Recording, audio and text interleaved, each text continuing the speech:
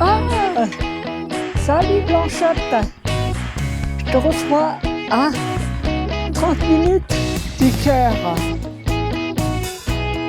Non, mais qu'est-ce que tu fais là? T'as une question à me poser aujourd'hui? Oui.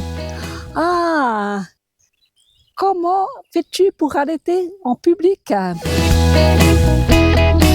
Est-ce que toi aussi, ça t'interroge? Tu es enceinte? J'ai pas trop envie de déballer mes seins à la vue de tout le monde. Eh bien, je te comprends, parce que moi, je te rassure, je suis pas du tout du genre à m'afficher en public. Et pourtant, j'ai allaité ma fille longtemps, pendant 4 ans. Ah ouais, c'est fou ça. Alors, déjà, je te reçois ici, au pied du Catogne. Là-haut, tu vois, Blanchette, le Catogne, superbe montagne à gravir au cœur des Alpes suisses. Ouais, ouais, il y a du chemin, il y a du boulot. Allez, ouais, il y a du boulot, hein. Et ouais. Mais justement, on est sur cette chaîne pour déconstruire tous les mythes et les idées reçues sur l'allaitement. Alors, je pose la caméra sur un endroit un peu plus stable. Voilà, hop. Et puis, je vais la mettre un peu plus en haut. Vous montrer. Et je veux m'asseoir sur ce banc. Voilà. Comme ça, tu me vois bien. Alors, allaiter en public, allaiter dans l'ombre. Bienvenue sur ma chaîne.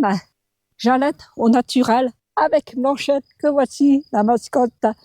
Tout pour déconstruire les idées reçues sur l'allaitement et t'aider, toi, maman, dans ton projet d'allaitement exclusif uniquement avec ton lait maternel et le plus longtemps possible. Allaiter sereinement, sans douleur et sans frustration. Abonne-toi pour suivre tous mes contenus. Je vais te parler de mon vécu personnel. Moi, je suis quelqu'un de plutôt timide, introverti. Là, c'est un grand pas pour moi déjà de montrer ma tête et de faire des vidéos, mais il faut un début à tout. Et c'est pour ça que l'allaitement, vraiment, c'est une transformation parce que ça me pousse à aller plus loin, à sortir de ma zone de confort. Donc, le sujet allaiter en public, moi, c'est quelque chose qui me fait beaucoup rire parce que, en disant cela, on a vraiment l'impression que les mamans vont sortir dégainer leurs seins au milieu de la foule, en ville, là où il y a beaucoup de monde. Alors moi, je te rassure, j'ai jamais fait ça et vraiment, je n'étais pas du tout dans ce trip. Je ne suis pas une militante à fond, même si c'est important évidemment de le faire savoir, de le faire connaître, mais moi, je suis plutôt du genre à allaiter discrètement. Donc, allaiter en public, pour moi, déjà, ça veut dire, c'est vraiment, on accepte de faire des choses pour son bébé. Parce que l'allaitement donne cette force que je n'aurais jamais cru au départ. Si on m'avait dit, oh, tu vas allaiter ton bébé pendant 1 an, bah, je dirais, moi, je ne savais pas, en fait, que j'allais faire ça, et encore moins pendant 4 ans. Donc, déjà, ça commence par le travail. Quand tu reprends le travail et ton bébé a moins d'1 an, là, forcément, tu vas être confronté à cette problématique. Est-ce que je continue d'allaiter mon bébé ou pas? Je t'encourage évidemment à continuer pour plein de raisons. Ça, je ne veux pas revenir. Mais sache que ça demande toute une logistique. Et puis, ça demande évidemment de s'affirmer parce que il faudra que tu affiches ton projet d'allaitement au travail, puisque tu vas devoir trouver une salle, un endroit pour tirer ton lait. Ça, tu ne vas pas y couper. Et donc, moi, ce que j'ai fait, vis-à-vis de mes collègues, j'étais obligée d'expliquer que j'avais besoin, que je prenais sur ma pause de midi pour tirer mon lait, que j'avais besoin de temps pour ceci. Alors, c'est rigolo parce que je vois souvent dans le témoignage, c'est pas tellement les collègues hommes masculins qui vont, s'opposer à cela. Tout au mieux, ils vont être interpellés. Ah bon? On peut allaiter son bébé au-delà de 6 mois? Ah bon? Donc, il y a des choses qui se passent, parce que c'est tellement peu connu finalement, même en 2025.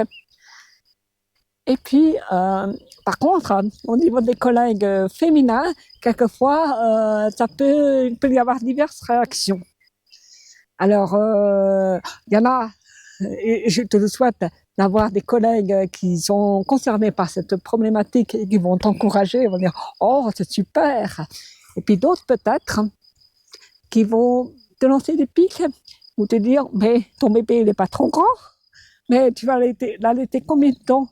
Tu vas le rentrer pendant… » Tout ça, bon, c'est pas facile de le prendre avec bienveillance, avec du recul. Faut voir que derrière, il y a peut-être aussi une petite forme de jalousie. Peut-être que ces mamans, elles auraient voulu allaiter et qu'elles n'ont pas pu. Bon, je ne veux pas revenir là-dessus. Mais si toi, tu as des commentaires, n'hésite pas à me dire si tu as eu des réflexions. Alors, c'est tout un challenge. Hein.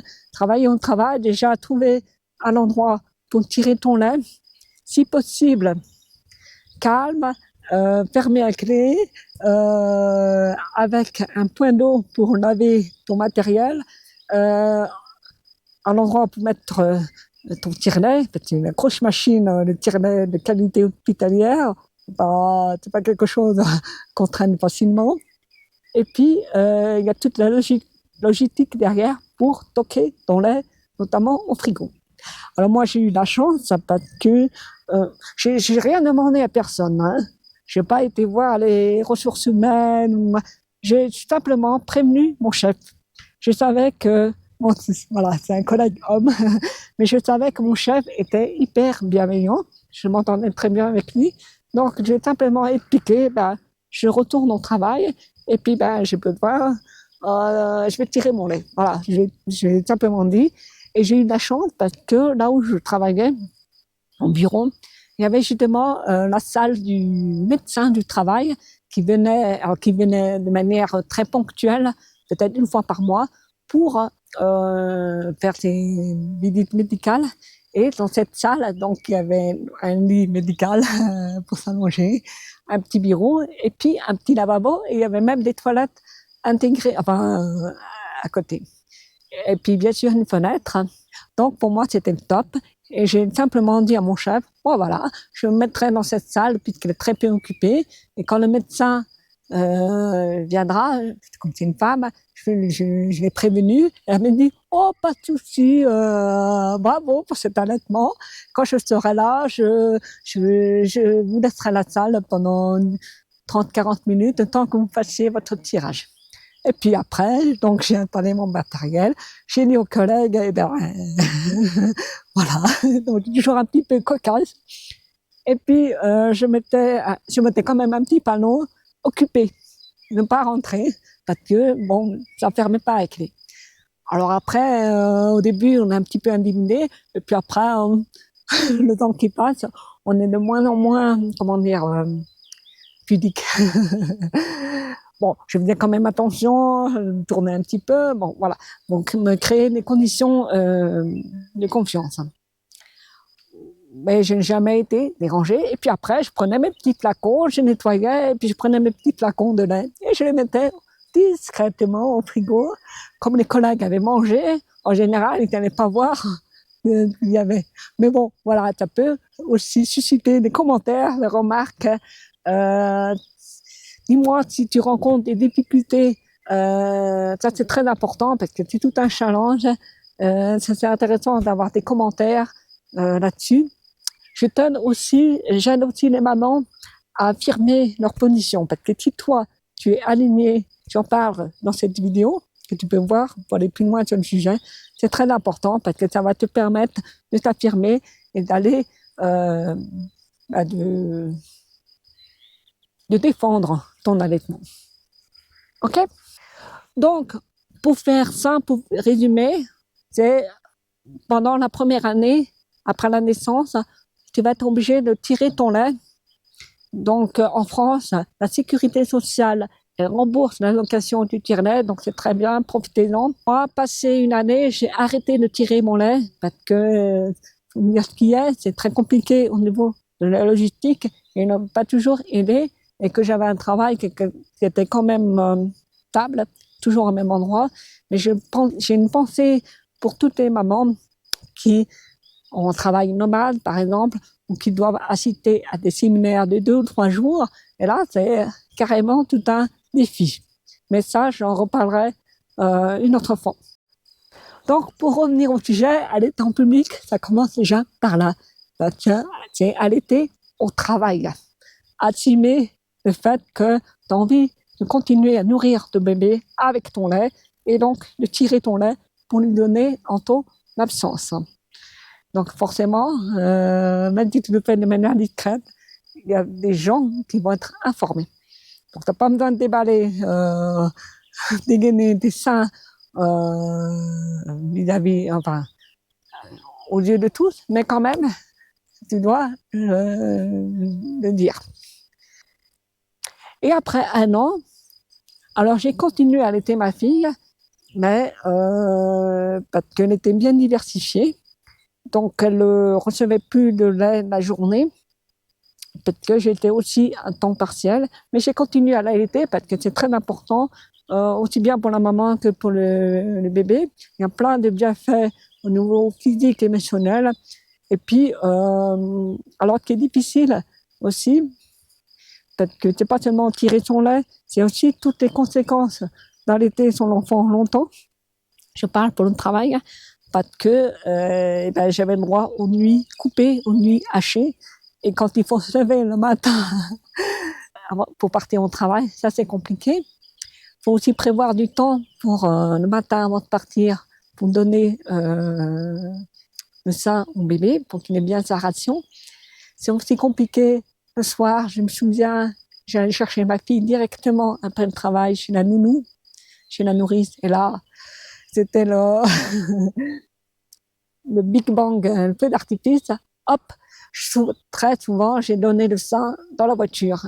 Dès que j'ai passé la porte de chez la nourrice, parce que j'avais pas le temps de rentrer à la maison, parce que ma fille pleurait, et puis voilà. Donc, je donnais le sein tout de suite. Donc, effectivement, je n'ai pas crié sur les toits, mais des choses que j'ai faites, que peut-être que tu feras, que tu fais déjà. Dis-moi en commentaire. Il y a des nounous qui sont super, qui proposent aux mamans de donner le sein quand elles arrivent. Si toi, tu es une nourrice, et que tu sais que le bébé que tu gardes est allaité, je t'invite vraiment à accueillir la maman et à le proposer à la maman de prendre un petit temps de donner le sein au bébé quand elle arrive.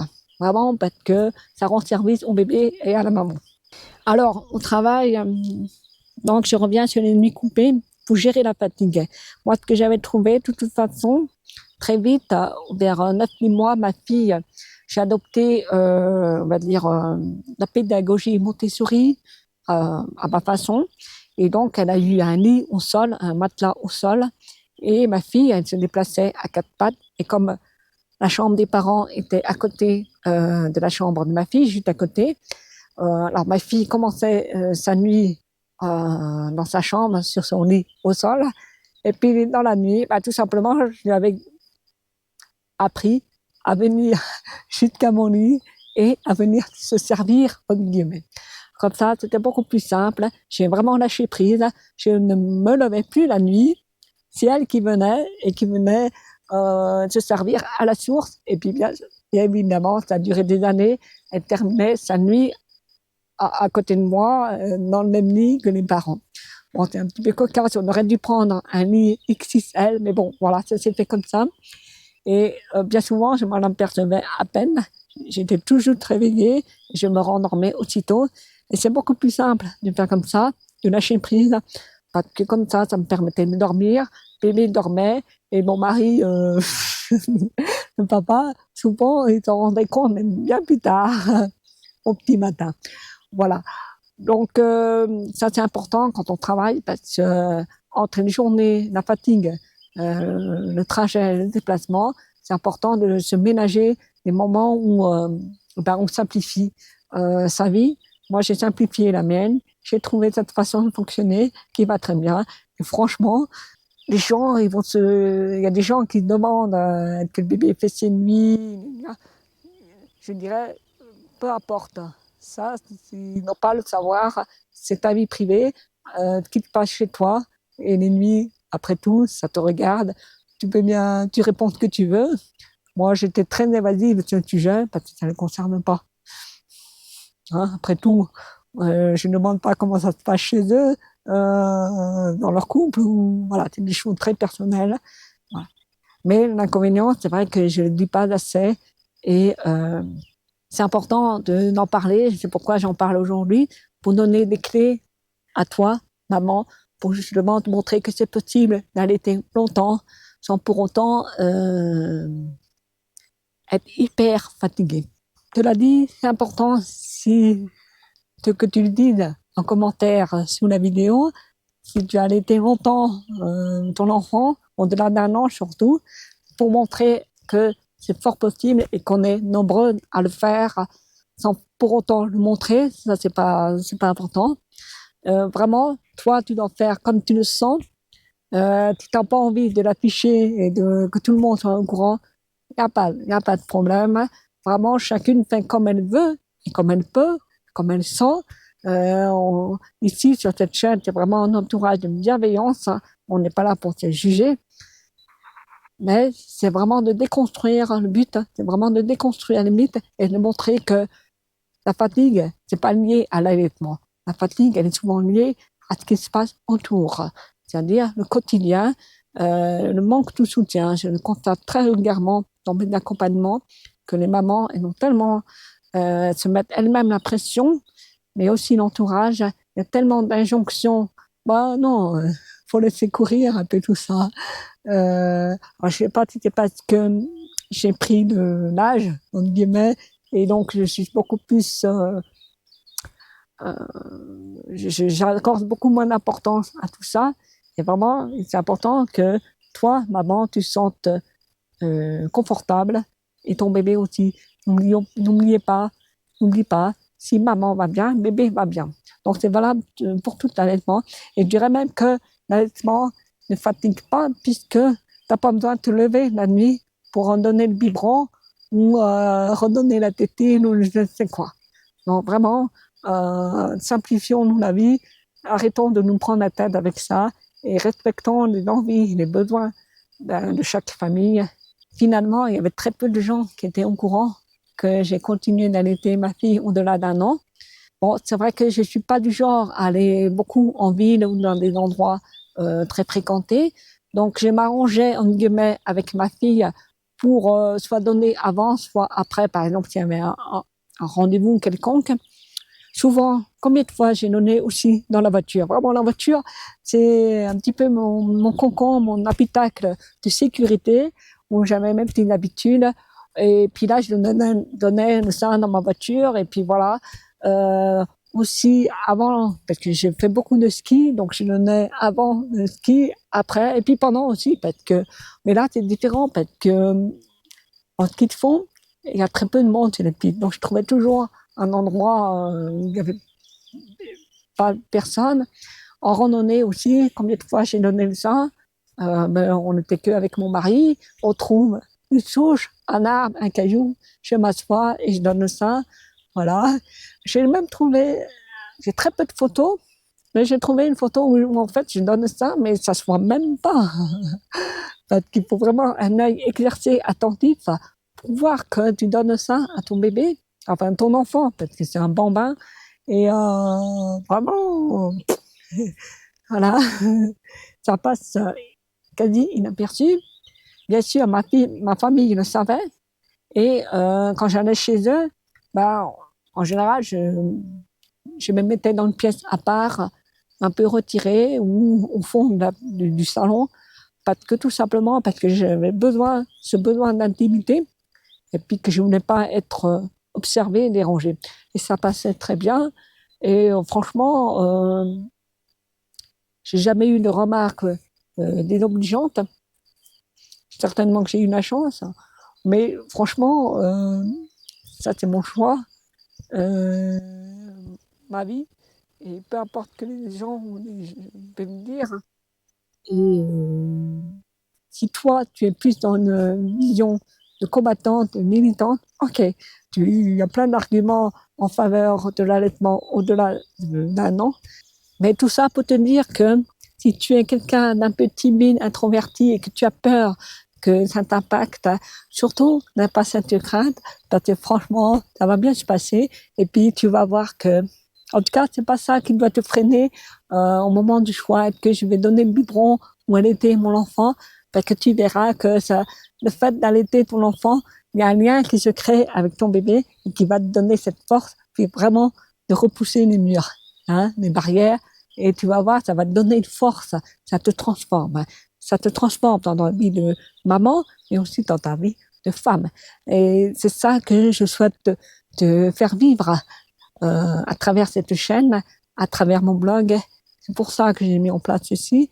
Et puis, que je partage à travers mon accompagnement personnalisé ou collectif et que je t'invite à découvrir si tu es intéressé par le sujet, vraiment, parce que c'est un combat de tous les jours, c'est un combat pour l'avenir. Si tu as aimé le petit pouce en l'air, abonne-toi à ma chaîne pour soutenir l'allaitement au naturel, l'allaitement exclusif pour tous, pour toutes. À bientôt pour d'autres vidéos. Et n'oublie pas de télécharger pour les femmes enceintes ta formation gratuite sur les clés pour bien démarrer ton allaitement avec un bonus exclusif rien que pour toi. Parce que c'est tellement important pour moi que toutes les mamans essayent et aillent le plus loin possible dans ce projet d'allaitement pour le bien-être des mamans et des bébés.